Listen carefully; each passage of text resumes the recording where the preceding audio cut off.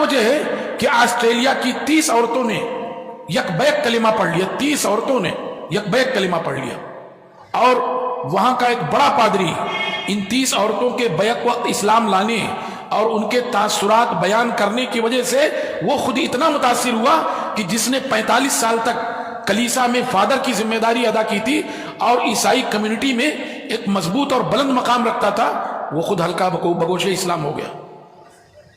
تو دنیا تو اسلام کی طرف للچائی نظروں سے دیکھتی ہے، اور مسلمانوں کی بدبختی یہ ہے کہ وہ اپنے دین کو گرا پڑا کھلونا سمجھتے ہیں، اور وہ دوسرے مذاہب جن کی کوئی ٹھوس بنیاد نہیں، اور اسلام کے آ جانے کے بعد تمام آسمانی مذاہب منسوخ ہو گئے، اور جو ریت رواج والے مذاہب تھے ان کی تو کوئی حیثیت نہیں رہی۔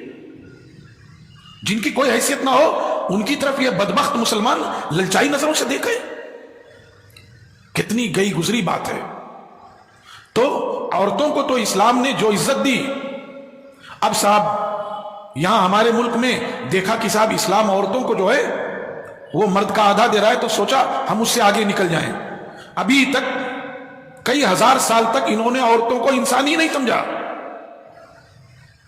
اب نیا دھوبی کتھری میں صابن لگائے، کتھری بولتے ہیں وہ جو بچھونا ہوتا ہے، نیا دھوبی بچھونے میں صابن لگاتا ہے، تو ابھی دامن تھا تار تار، ابھی کل کی بات ہے، اب ہوش آئے تو کہنے نہیں صاحب عورتوں کو تو جو ہے مردوں کے برابر ملنا چاہیے۔ اب کورٹ میں یہ بات پاس ہو گئی کہ صاحب ہندوستانی کورٹ میں کہ مردوں کو عورتوں کے برابر ملے گا۔ کورٹ میں یہ چیز پاس ضرور ہو گئی، اب تک کوئی اس کی مثال ملی نہیں، نہ ملے گی۔ جہاں آدھا پانا رہے گا ان کو جلا دیں گے، جاؤ چھٹی۔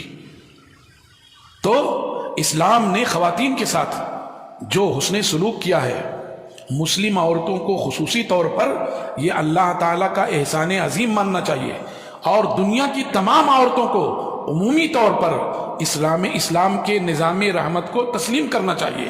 اور اسی حوالے سے میں دنیا کی تمام خواتین کو یہ دعوت دیتا ہوں کہ وہ اسلام کا مطالعہ کریں، اور اسلام کا مطالعہ کرنے کے بعد علی وجہ البصیرت اسلام لے آئیں، وہ اس کو سمجھ کر کے ساری چیزوں کو جان کر کے پھر وہ ایمان لے آئیں۔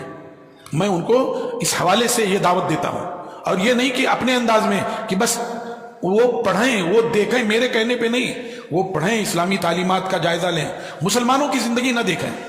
مسلمانوں کی زندگی دیکھیں گی تو دلدل میں پھنس کے رہ جائیں گی۔ اسلامی تعلیمات کو دیکھیں۔